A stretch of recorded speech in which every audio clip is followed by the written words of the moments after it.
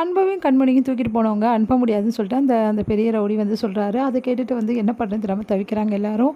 அடுத்து வந்து கண்ணை காட்டினோன்னே வேறு வழி இல்லாமல் வந்து அந்த வெளியில் அனுப்பின அந்த ரவுடிஸ் வந்து இவங்ககிட்ட பேசுகிறாங்க. அண்ணே ப்ளீஸ்ண்ணே, அவங்க 2 பேரும் புருஷன் பொண்டாட்டியா விட்டுருங்கண்ணே, எந்த பிரச்சனையும் வேணாண்ணே அப்படின்னு சொல்லிட்டு சொல்லி சமாதானப்படுத்துகிறாங்க. அடுத்து வந்து உங்களை மாதிரி நாங்கள் வந்து இருந்தது இல்லை, பார்த்தது இல்லைப்பா. இது வரைக்கும் என் அண்ணன் நீ 2 பேரும் நல்லா சந்தோஷமாக வாழணும். ஏதாவது பிரச்சனைனா சொல்லுங்கள், நான் வந்து எல்லாத்தையும் தீர்த்துறேன். யாரால எந்த பிரச்சனையாக இருந்தாலும் நான் பார்க்க மாட்டேன் அப்படின்னு சொல்லிட்டு அந்த ரவுடி வந்து அவங்களுக்கு சொல்லிட்டு இருக்காரு. சரிண்ணே ரொம்ப தேங்க்ஸ் அப்படின்னு சொல்லிட்டு எல்லோரும் கிளம்புறாங்க. கார்த்திக் அன்பு வந்து என்ன பண்ணுறதுன்னு தெரியாமல் யோசிச்சுட்டே அப்படியே போகிறாங்க. அடுத்து வந்து கார்த்திக் கிட்ட அன்பு வந்து விசாரிக்கிறாரு. எப்படி நீங்கள் இங்கே வந்தீங்க, யார் உங்களுக்கு சொன்னது? எல்லாம் வெண்ணிலா தான். வெண்ணிலாவா அப்படின்னு? ஆமாம், அவள் தான் வந்து எப்படி இங்கே கூட்டிகிட்டு வந்தாருன்னே தெரியல, கரெக்டாக கூட்டணுன்ட்டா அப்படின்னோடனே இது வெண்ணிலாவோட வேலையாக இருக்குமோ, இவ தான் ஏதோ பண்ணியிருக்க மாதிரி இருக்குது. ஏன்னா அவள் பண்ணது எதுவுமே சரியில்லை. அந்த ரவுடிஸ் வேற வந்தாங்க, அந்த ரவுடிஸ் தான் வந்து நம்மக்கிட்ட பிரச்சனை பண்ணாங்க. அப்போது வெண்ணிலா வந்து அந்த ரவுடிஸ்க்கும் என்ன சம்மந்தம் இருக்கும்? இதெல்லாம் வெண்ணிலா தான் காரணமாக ஒன்றுமே புரியலையே. எதுக்காக நம்மளும் வந்து இந்த மாதிரி தூக்கிட்டு போகணும் அப்படின்னு சொல்லிட்டு ஒரே குழப்பமடைகிற அன்பு உன்னை வெள்ளா பார்த்து முறைக்கிறாரு. ஐயோ, ஒரு வேளை அன்புக்கு நம்ம மேலே சந்தேகம் வந்துடுச்சா, இது வளர விடக்கூடாதே அப்படின்னு சொல்லிட்டு அப்படியே பேச்சு மாற்றி வந்து எல்லாருக்கிட்டே பேசிட்டு வந்து வெள்ளா கூட்டிகிட்டு போகிறாங்க. வெள்ளா பார்த்து செமையாக டென்ஷன் ஆகிறாரு. அன்பு யோசிச்சுட்டே வராரு. அடுத்து வந்து இங்கே ரூமுக்கு வந்துட்டோன்னே வந்து ரொம்ப டயர்டாக இருக்குது அப்படின்னு சொல்லிட்டு சொல்கிறாங்க கண்மணி. கண்மணி நீயும் டயர்டாக இருப்பேன், நானும் டயர்டாக இருப்பேன், வா வந்து தூங்கலாம் அப்படின்னு சொல்லிட்டு கூட்டிகிட்டு போகிறாங்க. இதை பார்த்துட்டு வந்து வெள்ளா செமையாக டென்ஷன் ஆகிறாங்க. கண்மணி நீ ரொம்ப டயர்டாக இருப்ப, உன்னை பார்த்துக்கிறதால அன்புவால முடியாது, ஏன்னா அன்பும் ரொம்ப டயர்டாக இருக்காரு, அதனால் வா கண்மணி நம்ம ரூமுக்கு போய் தூங்கலாம் அப்படின்னு சொல்லிட்டு கூப்பிட்றாங்க.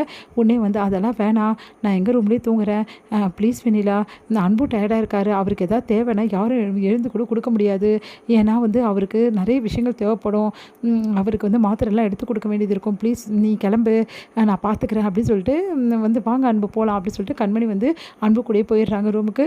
இது எல்லாம் பார்த்து வந்து செமையாக டென்ஷன் ஆகிடுறாங்க வெண்ணிலா. இந்த மாதிரி ஆகிடுச்சே, இவங்க 2 பேரும் ஒன்றாக்கக்கூடாதுன்னு சொல்லிட்டு நான் எவ்வளவோ பிளான் போட்டேன், ஆனால் எல்லா பிளானும் சொதப்புது, இப்படி நடந்துச்சு அப்படின்னு சொல்லிட்டு டென்ஷன் ஆகுறாங்க. அடுத்து வந்து இங்கே என்ன பண்ணுறாரு, அன்பு வந்து மாத்திரையெல்லாம் சாப்பிட்டு தூங்க போகிறாரு. அப்போ கண்மணி சொல்கிறாங்க, உங்களுக்கு ரொம்ப குளிர்தா, ஏன் ஒரு மாதிரி இருக்கீங்க? ஆமாம் கண்மணி, என்னன்னே தெரியல, எனக்கு ரொம்ப குளிர்து கண்மணி அப்படின்னோடனே சரி ஓகே ஒன்றும் பிரச்சனை இல்லை, இந்த கம்பிலியை போத்திக்கிங்க அப்படி சொல்லிட்டு போத்தி விடுறாங்க. அடுத்து வந்து இன்னும் நடுங்கிறாரு. என்ன மறுபடியும் நடுங்குறீங்கன்னொன்னே எனக்கு என்னன்னே தெரியல கண்மணி, ரொம்ப குளிர்து, என்ன பண்ணுறதுனே தெரியல அப்படின்னோடனே உங்களுக்கு வந்து எதுவும் ஆச்சரியமே இல்லைன்னா என்னை கட்டி பிடிச்சிக்கிறீங்களா அப்படி சொல்லிட்டு கேட்குறாங்க. கண்மணியை அப்படி சொல்லிட்டு பார்க்குறாரு. உங்களுக்கு எதுவும் பிரச்சனை இல்லைன்னா என்னை கட்டி பிடிச்சிக்கோங்க அன்பு, நான் வந்து எதுவும் சொல்ல மாட்டேன் அப்படின்னோடனே சரி கண்மணி அப்படின்னு சொல்கிறாரு. நிஜமாவா சொல்கிறீங்க? நிஜமாக தான் சொல்கிறேன் அப்படின்னோடனே கிட்ட வராங்க கண்மணி, அப்படியே கட்டி பிடிச்சிக்கிறாரு. இப்போ ஓகேவா உங்களுக்கு அப்படி சொல்லிட்டு சொன்னோன்னே இப்போ ஓகே அப்படி சொல்கிறாங்க. சரி நம்ம அப்படியே தூங்கலாம் அப்படின்னு சொல்லிட்டு அப்படியே 2 பேரும் கட்டி பிடிச்சி தூங்குறாங்க. இங்கே வந்து வெண்ணிலா செம்ம டென்ஷனாக இருக்காங்க. இங்கே மற்ற நாளை விட இன்றைக்கி ரொம்ப குளிராக இருக்கே, அவங்க 2 பேருக்குள்ளே ஏதாவது நடந்துருமா? என்ன பண்ணுறதுனே தெரியல, அவங்கள பிரிக்கிறதுக்கு ஏதாவது பிளான் போட்டால் அது சொதப்புது அப்படின்னு சொல்லிட்டு டென்ஷனாக வந்திருக்காங்க. ரூம் பக்கம் வந்து பார்க்க வரலாம் அப்படின்னு சொல்லிட்டு எல்லாம் என்ன பண்ணுறாங்க, அங்கே வராங்க. கரெக்டாக பவியை பார்த்துறாங்க. ஐயோ வேறு வராரு, இப்போ என்ன பண்ணுறது அப்படின்னு சொல்லிட்டு போக பார்க்குறாங்க. என்ன வெண்ணிலா கிளம்பிட்டீங்க அப்படின்றாங்க.